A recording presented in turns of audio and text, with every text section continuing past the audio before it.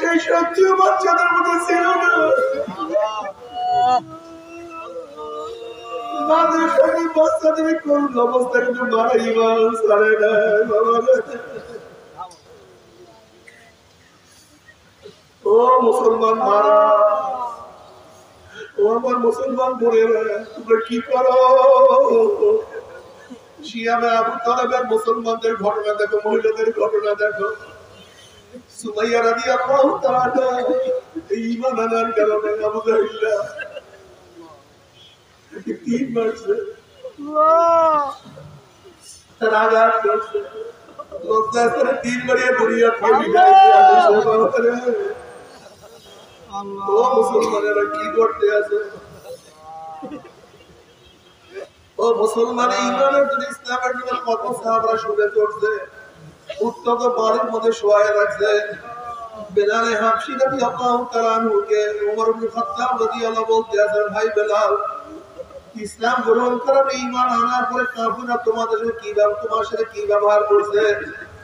বেলালে হাবশী রাদিয়াল্লাহু তাআলা মুখে কোনো জবাব না দিয়া পিঠেতে কাপড়টা ফলাইয়া দিছে। পিঠের মধ্যে বড় বড় পাথর কস্তুরি একত্রিত হয়ে গেছে। ওমর ইবনে খাত্তাব রাদিয়াল্লাহু বলেন, ভাই বেলাল, তোমার পিঠের অবস্থা এরকম কেন? তখন তিনি বলছেন, আমিরুল মুমিনিন ইসলাম গ্রহণ করার পরে পায়ের মধ্যে রশি লাগাইয়া ঘোড়ার পিছনে বাঁধিয়ে আমাকে টানা শুরু করছে।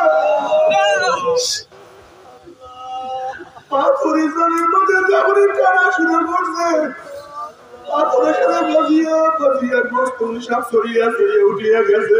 আল্লাহ! ও যুবক বাবারা, আমরা সেই ইসলামের জন্য, দ্বীনের জন্য কি করছি? তারাও তো কিয়ামতের মাঠে আল্লাহর সামনে দাঁড়াইবে। তুমি আমি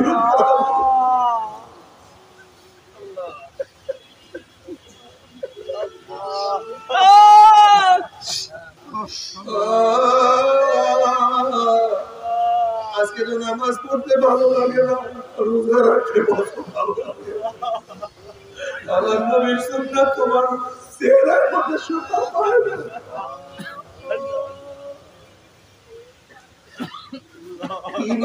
কাছে দাঁড়াবো, আল্লাহ তুমি আমাকে মাফ করিয়ে দাও, সবাইকে মাফ করিয়ে দাও।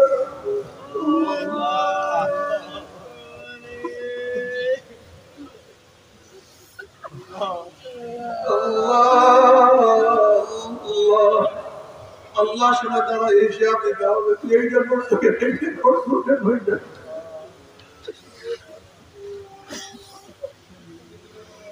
আল্লাহ এর জন্য পারি নাই, তোর সে অমুক এইটা কি গরিব, এর জন্য পারো না। তোর সে বেলালে আপনি অনেক গরিব ছিল, তাহলে আল্লাহ ছোট ছিলাম এর জন্য বুঝি নেই পারি। তাহলে আলী তো তোর সে অনেক ছোট ছিল, ইসমাইল আলাইহিস সালাম তোর সে অনেক ছোট ছিল। আল্লাহ বাদশাহী করছি, রাজা ছিলাম পারি নাই। আল্লাহ সুলাইমান তো তোর সে অনেক বড় বাদশা ছিল। আল্লাহ মাফ করিয়ে দাও।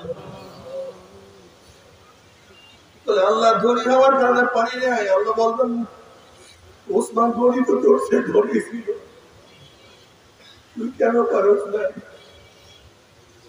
আল্লাহ মহিলা হওয়ার কারণে পানি নেই।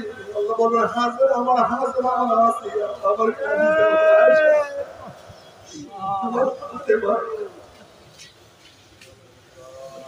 আল্লাহ অসুস্থ কারণে পানি নাই। আমার মাওলার বাবা আইয়ুব তো অনেক অসুস্থ ছিল,